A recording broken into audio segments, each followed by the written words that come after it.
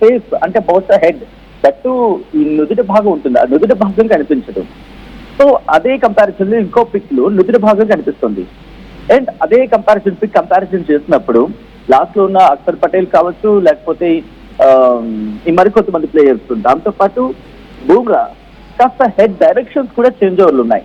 ఒక first pick comparison అంటే సంజు శాంసన్ లేని పిక్ గురించి మాట్లాడుకుంటే ఇటు బహుశా స్ట్రైట్ గా కాకుండా కాస్త టువర్డ్స్ లెఫ్ట్ వైపు, అంటే మనకి నించుంటే మనకి రైట్ వైపు, మన ఆపోజిట్ డైరెక్షన్ లో చూస్తే లెఫ్ట్ వైపు, అటువైపు చూస్తున్నట్టు ఒకటి స్ట్రైట్ డైరెక్షన్ లో ఉంటుంది. అంటే ఈ మాటకు బలం చేకూర్చేలా రెండు మాటలు ఉన్నాయి. ఒకటి ఏంటి, ఆ పిక్ లో మనిషి కనిపించట్లేదు.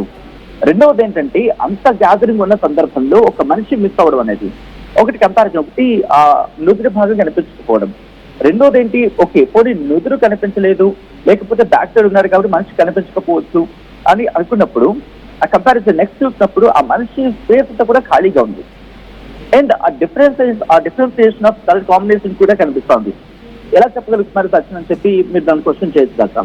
చూసినప్పుడు ఆ కప్పు ఎత్తిన సందర్భంలో, లెట్స్ టేక్ ఇట్, కప్పు ఎత్తినప్పుడు సూర్యకుమార్ యాదవ్ కప్పు ఎత్తినప్పుడు ఆ కనిపించే స్ట్రైట్ పిక్ లో T20 అనేది క్లియర్ గా కనిపిస్తోంది. ఏది సంజు శాంసన్ లేని పిక్ గా మాట్లాడుకున్న విషయంలో T20 అనేది బ్యాక్గ్రౌండ్ లో క్లియర్ గా కనిపిస్తోంది. బట్ ఏదైతే సంజు శాంసన్ ఉన్నాడో అని చెప్తున్న విషయంలో T20 లో ఆ 20 దగ్గర కప్ ఉంది.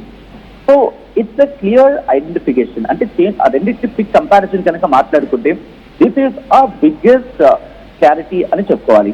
The very first thing. And రెండోది